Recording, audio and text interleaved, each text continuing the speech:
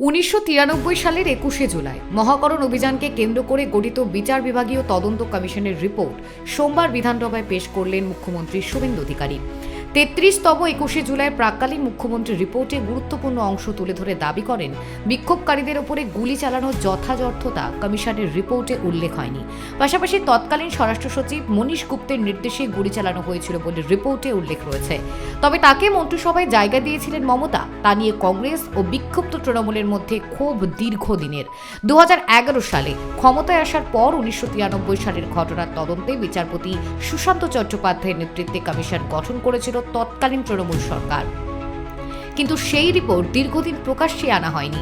সোমবার বিধানসভায় রিপোর্ট পেশ করে মুখ্যমন্ত্রী প্রশ্ন তোলেন, কেন এত বছর ধরে তদন্তের জন্য জনসম্মুখে আনা হয়নি।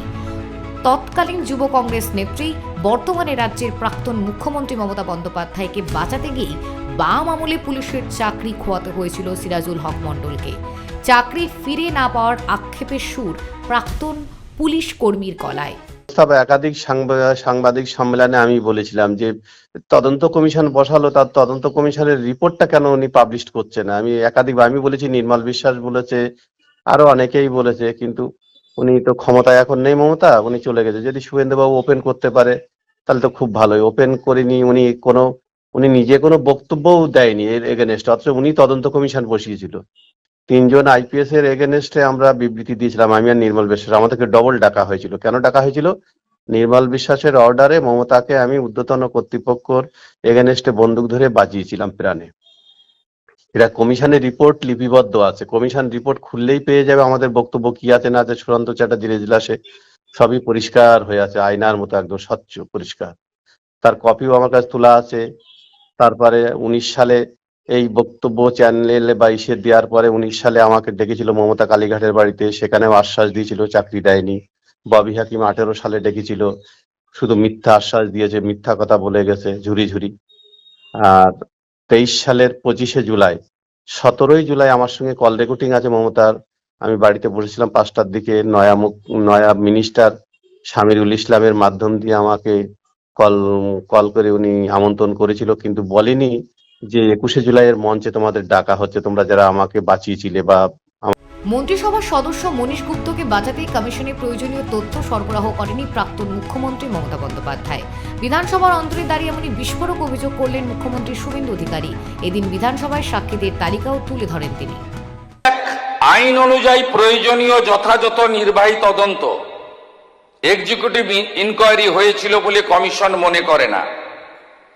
সম্পূর্ণ নির্বাহী তদন্ত প্রক্রিয়াটি ন্যায্য, যথাযথ, সরল বিশ্বাসে সম্পন্ন হয়েছে বলে প্রতীয়মান হয় না।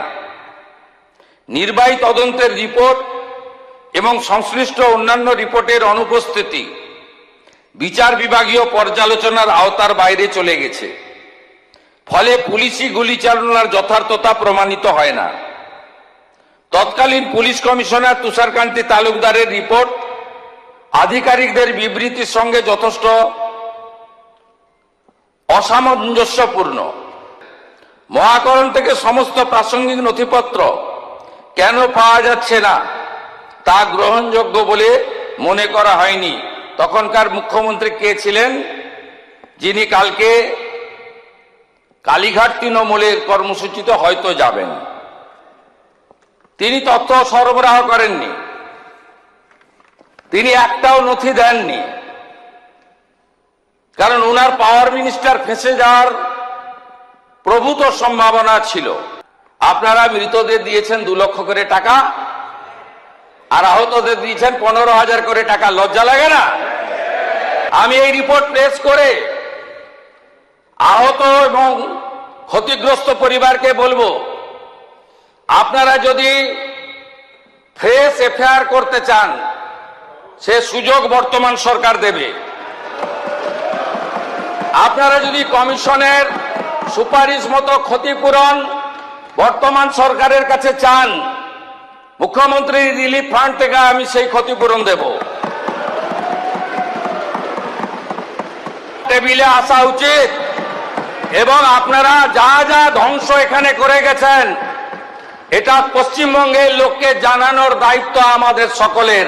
আমরা সে কাজটা করব, এবং আমি আরেকবার 21শে জুলাই আন্দোলনে যারা দেহ রেখেছেন, মারা গেছেন, তাদের বিদেহী আত্মাকে প্রণাম করে আহতদের প্রতি সমবেদনা জ্ঞাপন। বাম আমলে মমতাকে বাঁচাতে গিয়ে হারাতে হয়েছিল চাকরি, আর তৎকালীন তৃণমূল কংগ্রেসের কাছে আশায় বুক বেঁধেছিলেন পুলিশ কর্মী, কিন্তু মেলেনি তার হারিয়ে যাওয়া চাকরি।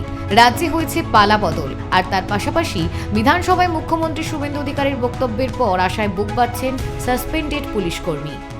তো একাধিক যে কটা বক্তব্য দিয়েছি ন্যায় বিচারের জন্যই বলেছি। যদি শুভেন্দুবাবু সেটা ন্যায় বিচার করে তাহলে ভাববো উনি সেকুলার হিসাবে কাজ করছে, সবারই জন্য কাজ করছে। আমি সে বক্তব্য এমসে যখন দিয়েছিলাম মে মাসের 12 তারিখে, সেখানেও বলেছি, এখনো বলছি।